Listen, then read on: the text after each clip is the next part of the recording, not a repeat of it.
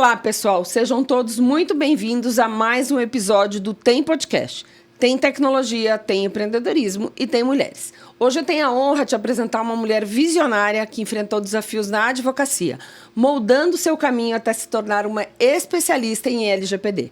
Com vasta experiência em liderar equipes multifuncionais e lidar com questões jurídicas complexas, ela é sócia na Giuliano de Lulo Advogados e hoje está comigo aqui no Tem Podcast e ela é Carol de Lulo. Tudo bem, Carol? Tudo ótimo, muito obrigada pelo convite. Imagina, muito feliz de estar aqui contigo. E quando a gente fala de tecnologia e a gente fala de segurança, segurança cibernética, a gente muitas vezes esquece da questão jurídica, né? Sim. E a gente está falando aí de LGPD, então a gente vai conversar bastante sobre esse tema aqui. Mas antes de a gente falar sobre isso, eu queria que você contasse aí, né? A gente está falando dessa sua experiência super importante. Conta um pouquinho quem é a Carol aqui para nós. Bom, como você disse, sou advogada. Hoje eu trabalho na área de direito digital com a LGPD, mas eu tive uma jornada extensa de 16 anos até, de fato, hoje me tornar diretora do escritório e, como você disse, comandar e liderar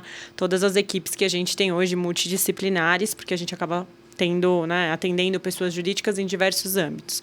Eu comecei com 17 anos no escritório. Nossa. Uma menina, a minha avó bateu lá na porta da Andréia, que é minha sócia, que também já veio aqui no podcast. Sim. E pediu para ela uma oportunidade naquela ocasião. A Andréia titubeou um pouco, porque eu estava no primeiro ano da faculdade, mas depois acabou me aceitando. Corta para 16 anos depois, nós duas sócias, e eu hoje com uma posição de destaque no escritório. Durante toda essa trajetória, eu não trabalhei sempre com direito digital. Eu comecei lá com civil, parte de processos. Depois eu fui crescendo e abrindo mais o leque de visão para outras áreas do direito no setor consultivo, que acaba entrando um pouco mais nessa parte de direito digital. A parte de LGPD especificamente veio com a legislação, mas também com uma super tendência mundial, e a gente sempre atendeu empresas de tecnologia no escritório. Não era uma prospecção, mas foi uma coincidência. Nós atendíamos muitas empresas de sistemas, né, que a gente fala, de softwares, e muitas delas também voltadas para o segmento da saúde. Então, por isso que eu entendi que haveria uma brecha para a gente começar também a se especializar nessa área, que hoje é uma área grande do escritório e tem uma aplicação significativa aí, não só para empresas de tecnologia, mas saúde e em outros âmbitos também. Na minha jornada até sócia do escritório, aí são outros 500. Eu não sei se vocês querem que eu entre um pouco contar. nisso. Até porque uma das coisas que a gente vê, como você começou muito jovem, e é jovem, né, gente? Sim. Eu já estou nos 50 a mais aqui, mas ela é jovem.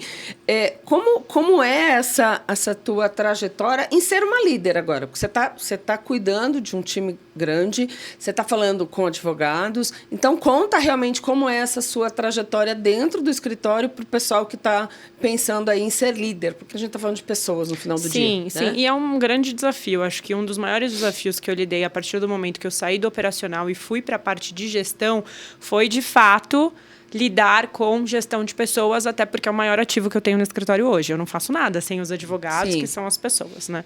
Então, para mim, essa virada de chave em ser um advogado operacional, entender que agora a minha visão tem que ser muito mais global e que eu preciso cuidar individualmente dessas questões, foi, de fato, um desafio para mim nessa mudança de chave. Mas, como eu disse, eu comecei como advogada. O legal da Andréia e do escritório é que nós sempre tivemos uma pegada empreendedora.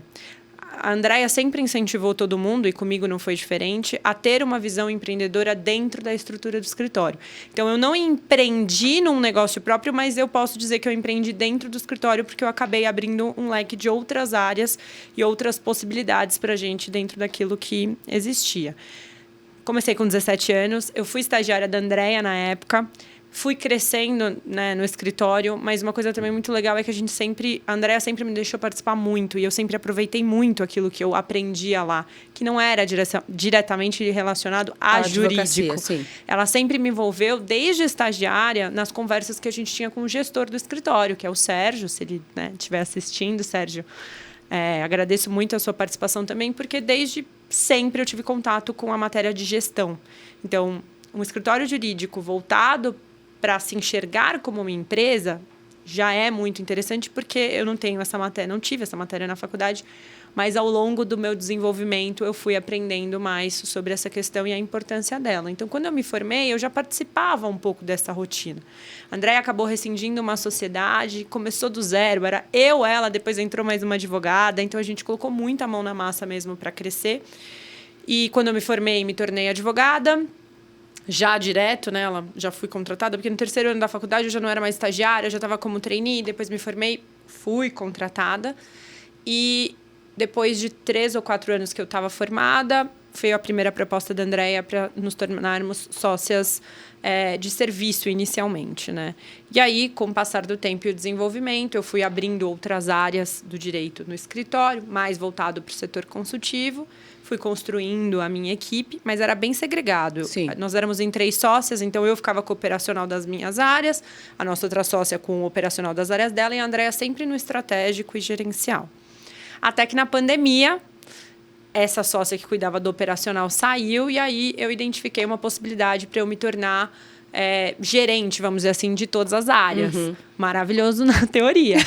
Na prática, foi bem complicado, porque eram gestões diferentes, equipes diferentes, áreas diferentes, rotinas diferentes. Pandemia, o escritório dobrou de tamanho. E foi bem na época que ela optou por sair do escritório.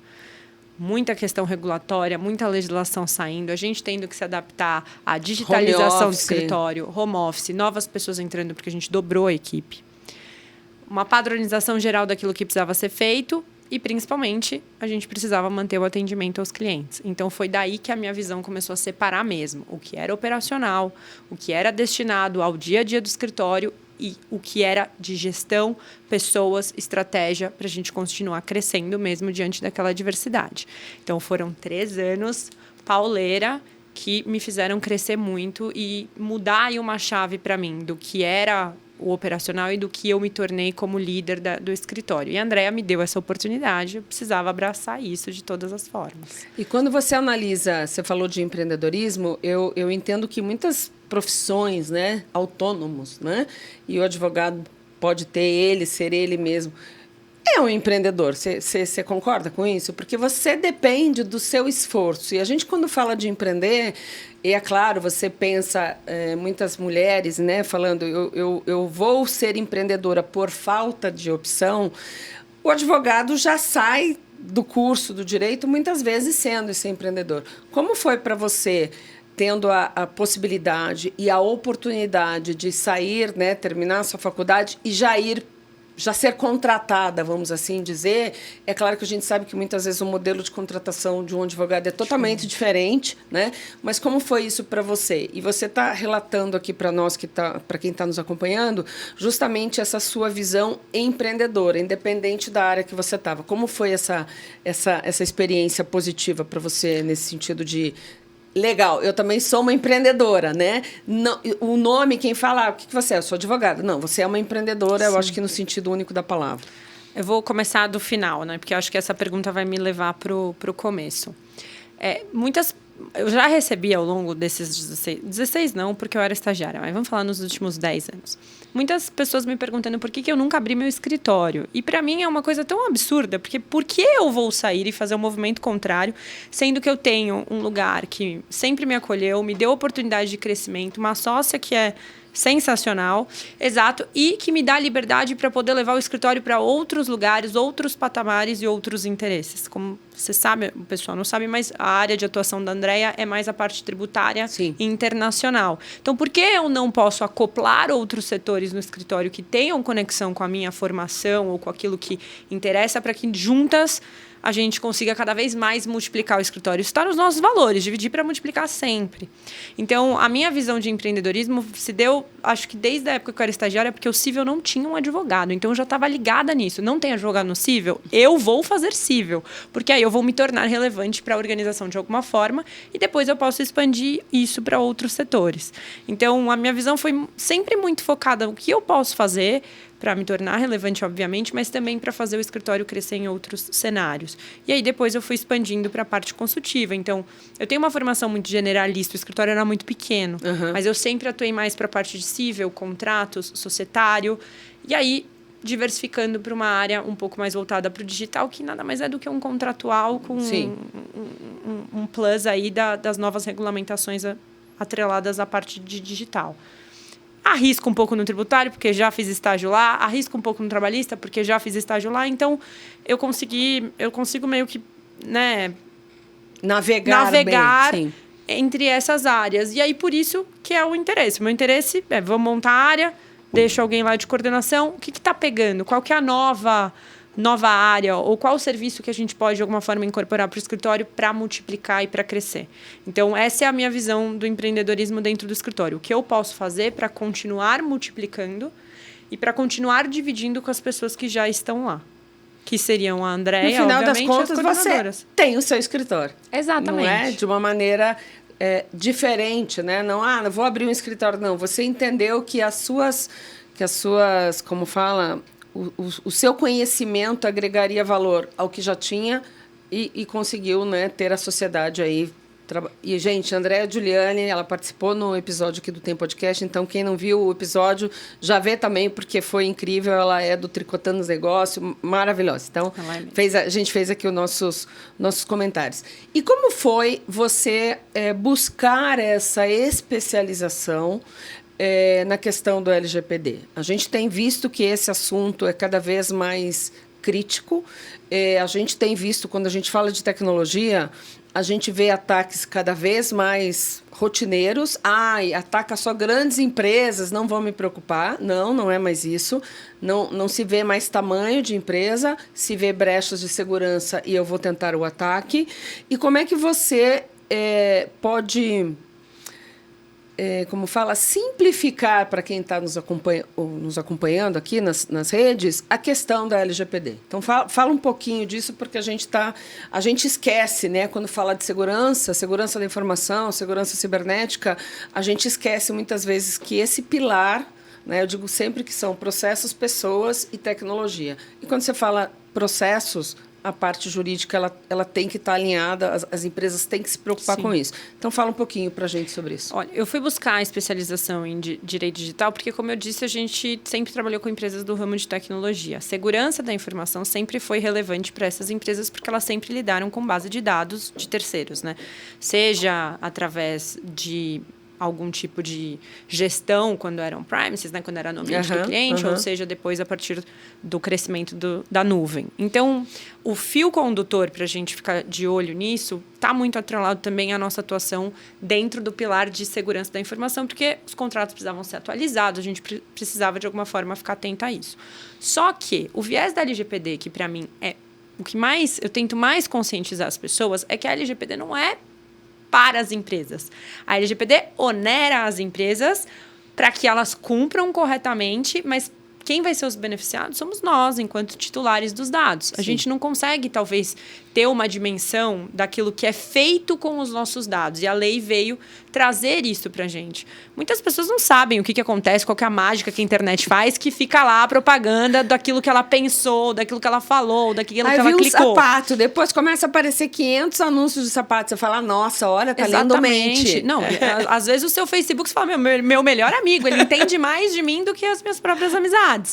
Então, assim, a LGPD, ela veio, na verdade, para regulamentar o uso desenfreado das nossas informações pelas empresas e para devolver para nós o poder, teoricamente, de controle sobre como essas informações vão ser tratadas.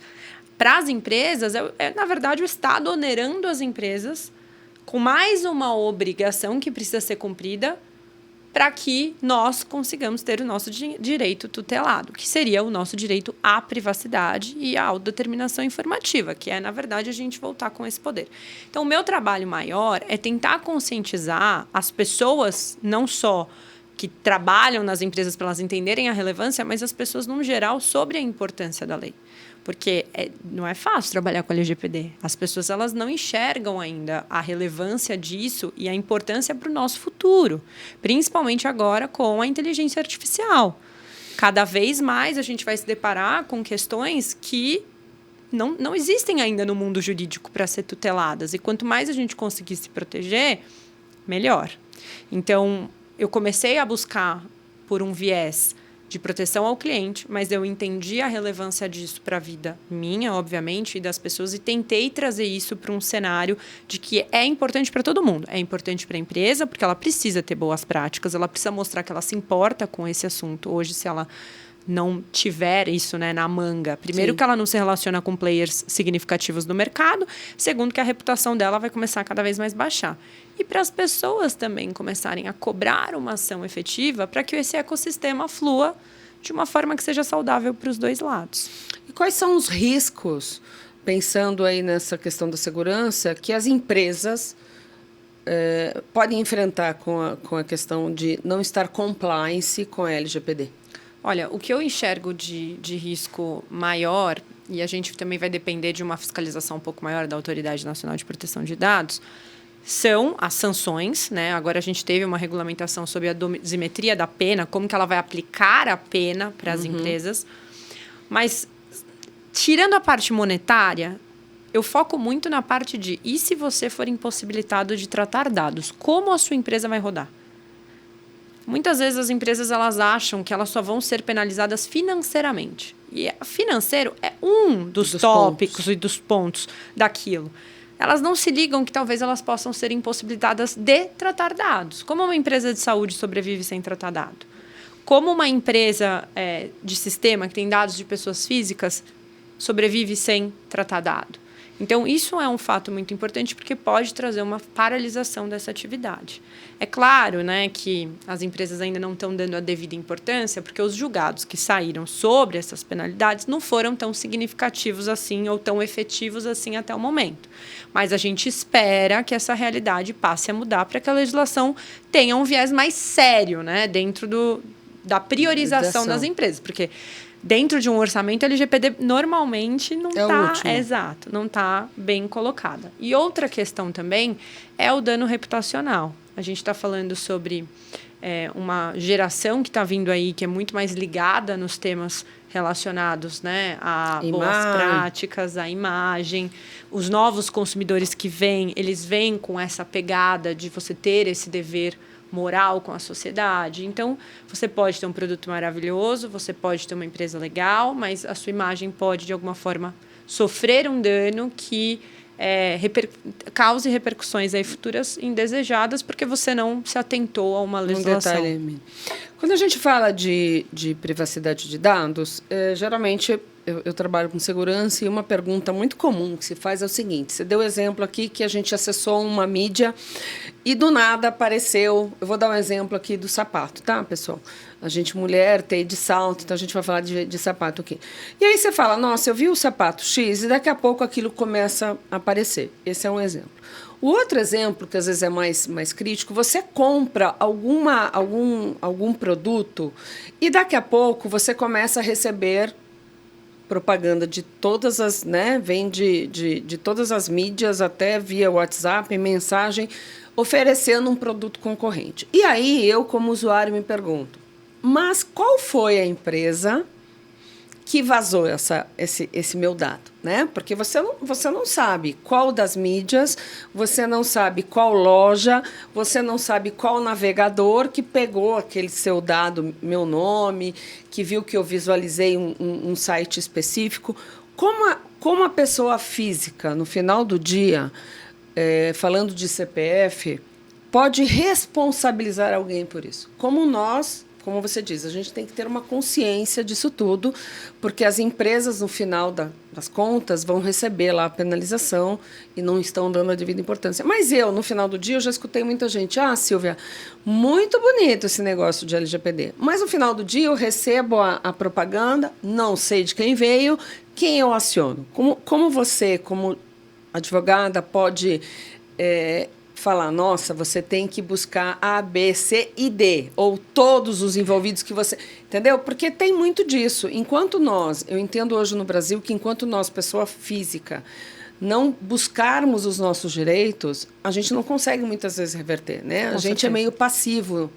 Não adianta entrar na justiça, não vou conseguir. Nossa justiça demora. E aí você vai vendo seus dados compartilhados e não tem muito o que fazer. Como você vê isso juridicamente falando? Bom, para começar, isso é um tema exatamente essa rastreabilidade sobre as suas informações é um dos pontos que a legislação trouxe. Então, via de regra, quando você trata dados, você tem o dever de informar o titular sobre a rastreabilidade, ou seja, sobre o que foi feito com aquelas informações. Só que hoje a gente trabalha num mundo multicanais. Né? Uma pessoa ela não está só diante daquilo, ela está acessando a internet, ela está com o celular ligado e o celular pode estar captando informação. Quando ela entra no site, ela vê lá os cookies, ela fala, ai, que caçamba de cookies é esse? Tchau. Não vou ler. Autoriza tudo. Então, muito, por exemplo, dessas propagandas e desses compartilhamentos pode que você estar... não leu, gente. Tá vendo? Ó, de novo, a gente está falando sobre isso. Exato. Então, muito disso da navegação na internet está atrelada aos cookies que os sites coletam e a forma com que eles distribuem essas informações a partir das políticas que eles disponibilizam. Então, isso é uma questão. É claro que dificilmente a cada página que você for acessar, você aceite ou não aceite. Mas é importante que quando você vai utilizar um sistema para fazer um cadastro com mais informações, se você está usando um produto, por exemplo, tem muita gente que usa teleconsulta hoje em dia. Sim. E os sites de teleconsulta, eles fazem a captação de mais informações do que aquelas que a gente já fala que são públicas, vamos dizer assim. Então, para esse tipo de relacionamento que você vai estabelecer online, é importante que você dê uma olhada nos termos para você entender. Outra coisa, compra online de roupa, tem muita marca que é absurdo o que eles fazem com os dados depois. Então, assim, quem tiver interesse de saber, ok, legal. Outro ponto, quando esse vazamento vem das empresas, elas também têm o dever pela legislação de fazer a comunicação. Então, esse assunto do vazamento ganhou relevância porque, como existe a obrigação, a gente fica muito mais ligado agora nas matérias que saem. Sim. Então, sei lá, 2020 vazou o CPF de milhões de brasileiros. Eu fui envolvida nisso. Eu sei disso porque eu tenho o Serasa Premium, que é um mecanismo que eu consigo controlar onde que as minhas informações, onde que eles buscaram e pegaram as minhas informações. Então, eu sei que meu nome, meu e-mail, meu CPF, essas informações minhas vazaram. E eu sei da origem porque foi de uma empresa grande. E eles me comunicaram na época e foram eles que me ofereceram o Serasa Premium. Tudo isso para dizer que a gente está sujeito às nossas informações transitando para todo lugar. Como que a gente tenta, de uma forma, minimizar um pouco? A partir do momento que a gente vai compartilhar mais informações, dá uma olhadinha na política de privacidade, dá uma olhada naquilo que o site te oferece para ver se aquilo faz sentido para você ou não. Se os seus dados, se você já vazou, se já vazou os dados, uma alternativa seria você constar esse mecanismo que o próprio Serasa te fornece, porque você vai ter uma visão maior do que vazou. Às vezes eles conseguem fazer a conexão com quem consultou, onde por exemplo. Que eles acessaram. Sim. Exato. Mas, para as empresas, é importante que fique claro que elas têm o dever de fazer a comunicação sobre toda atividade de vazamento ou invasão que elas sofrerem. Em sua grande maioria. Vamos falar no geral. Sim. Então, se vazou, você deveria receber um comunicado de onde vazou e por que vazou. E, normalmente, alguma comunicação da empresa com uma medida de mitigação. Se você não recebeu, aí sim, é procurar um advogado. Existem formas da gente buscar essas informações e, conforme for, em último caso, sim, processar. Porque... E aí tudo depende, né, Carol, do quão importante ou de quanto você realmente está disposto a essa proteção, né? Porque, às vezes, de novo, eu vou dar o exemplo do sapato, tá, meninas? A gente vê um site, vê outro e fala, nossa, que legal, agora recebi um monte de promoção. Você acabou de falar que seus dados foram vazados. E você está achando legal porque você está recebendo mais informação da concorrência. Se você achar que isso não é bacana, e aí, quando a gente fala de segurança, de novo, entenda, eu sempre digo, custo-benefício. Quanto você vai investir em se proteger? Você acabou de dizer, se você tem alguma ferramenta que rastreia o seu CPF para proteção dos seus dados, você vai receber essa informação. Olha, a empresa X vazou o seu CPF para uma empresa para vender alguma outra coisa, e aí você tem uma comprovação e aciona, se for o caso ou não. Mas procurem entender quanto a minha informação, quanto os meus dados, eu sempre digo isso. Quando a gente fala de segurança da informação, por exemplo, um backup, se eu perder meus dados, por quanto tempo eu posso ficar indisponível para eu não ter um prejuízo? Eu não posso ficar indisponível. Então, você vai ter que gastar, vai ter que investir em tecnologias para poder estar online o maior tempo né, possível. Que acontece no sistema financeiro.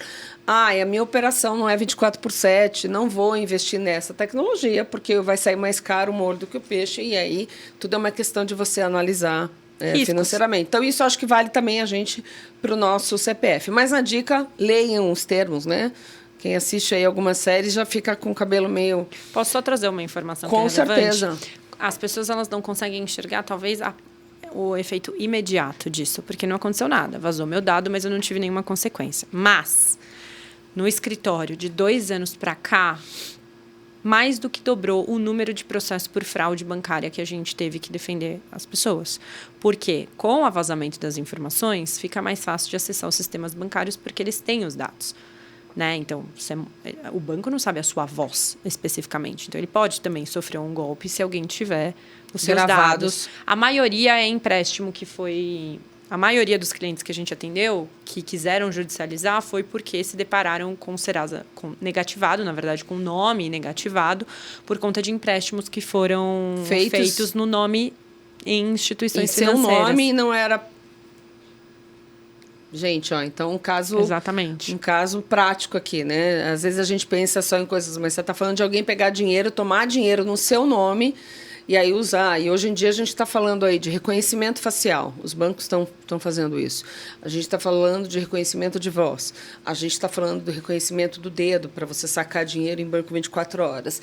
Então, a hora que você... Quanto mais, eu digo que a gente investe em tecnologia para o bem, quanto mais você investe, mais os hackers estão espertos para já antecipar tudo isso, né? Então, muito cuidado.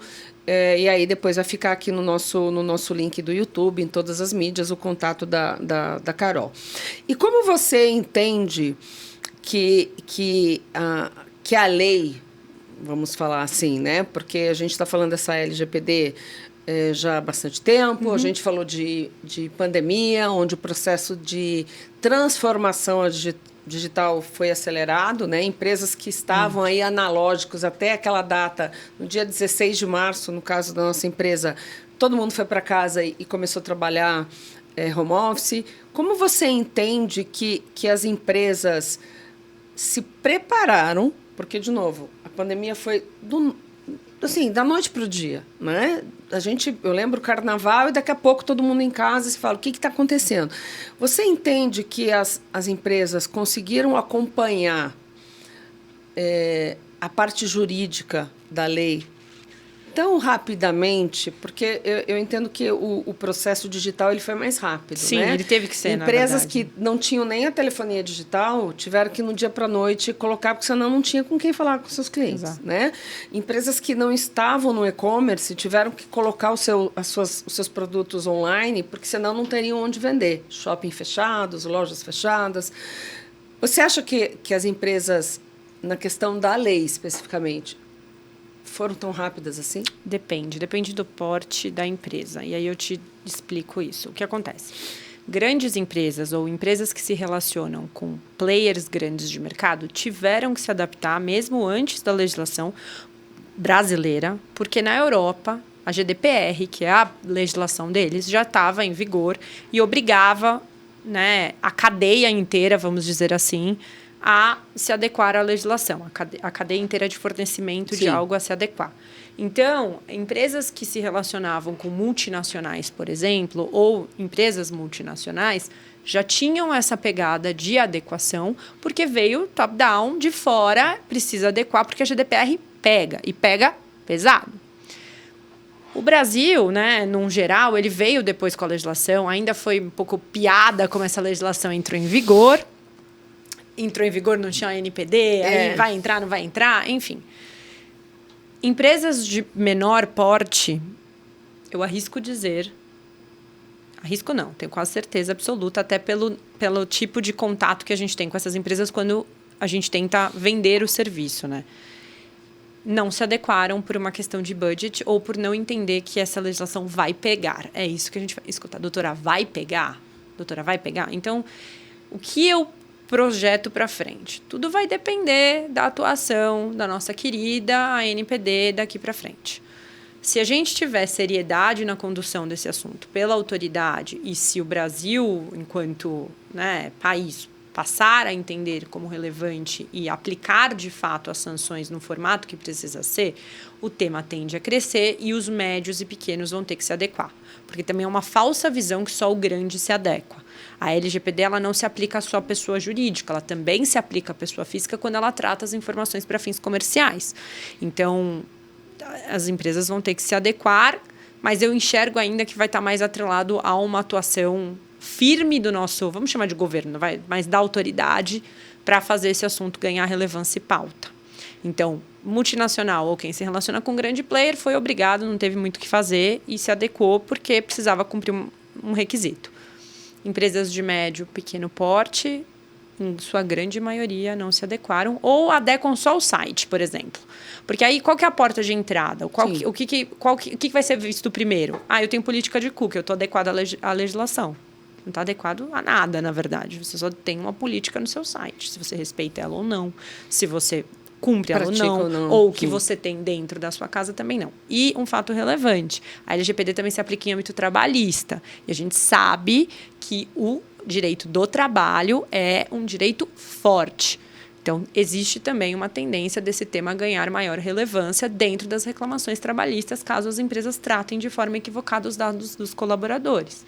Você diz uma pergunta, você diz, eu trabalho para uma empresa, sou demitido, por exemplo, e eu tenho a informação, porque eu trabalhava na empresa, eu tenho a informação privilegiada que aqueles dados que eu, entre aspas, informo que são bem tratados, não são, isso pode ser um complicador. Sim. Ou, por exemplo, você solicitar alguma informação sobre os seus dados para a empresa e ela não tiver uma política adequada em relação a quanto tempo ela vai fazer a retenção das suas informações, qual a base que ela vai utilizar para fazer essa retenção, o que ela vai guardar de documento. Então, existe também uma base da legislação que se aplica in-house, que a gente fala, dentro de casa, que as empresas também não enxergam. Elas têm uma visão muito...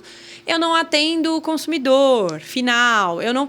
E a legislação ela não é adstrita a consumidor final. Ela é muito maior. Todo tipo de tratamento de dados, inclusive por pessoas físicas para fins comerciais. Então, é um ponto para ficar de olho também, porque a gente sabe que a Justiça do Trabalho é uma das mais afiadas, né? E aí você só tem uma linha a mais para você colocar lá no teu processo. Então, e pessoal, aumentar o risco. Muito cuidado. E quando você pensa hoje nas...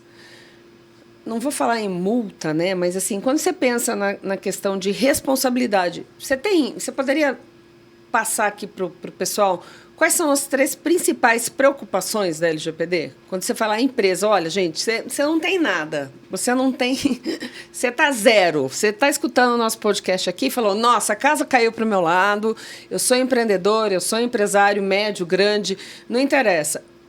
Preciso começar ontem, juridicamente, 3 tópicos que você poderia... Acho que o primeiro tópico, e ele que vai balizar tudo que você vai fazer depois, é o mapeamento das informações. Por quê?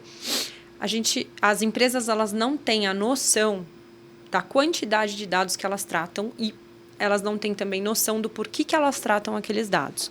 Como essa legislação não existia antigamente, tem pessoas que têm bases de dados antiguíssimas ou que nem sabem o que aquelas informações estão fazendo lá. Para a gente conseguir identificar o cenário inteiro da empresa e para que o próprio empresário saiba o que ele tem, o primeiro passo seria, de fato, mapear essas informações. Que seria, na verdade, parar, reunir as áreas e entender por onde passa e tramita dado pessoal dentro da empresa. Por quê? A partir disso, a gente consegue determinar, através de um plano de ação, os riscos envolvidos no tratamento e o que precisaria ser priorizado ou não.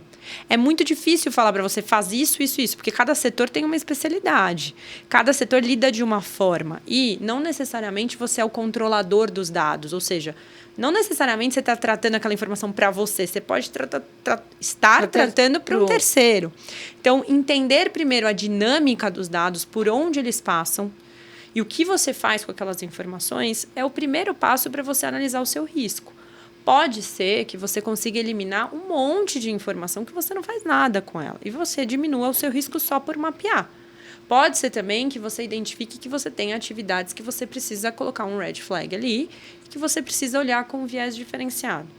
A gente sabe que implantar a LGPD não é do dia para a noite. É um processo que demanda, né, um envolvimento setorial importante das empresas e, principalmente, a diretoria precisa vir top-down, porque se a diretoria não der importância, esse assunto não vai ficar na pauta jamais.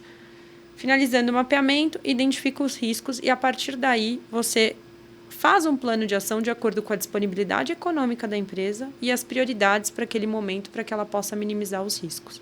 Porque, às vezes, eu falo para você, põe os cookies no site, mas ele não coleta nada. O que ele vai fazer com aquilo?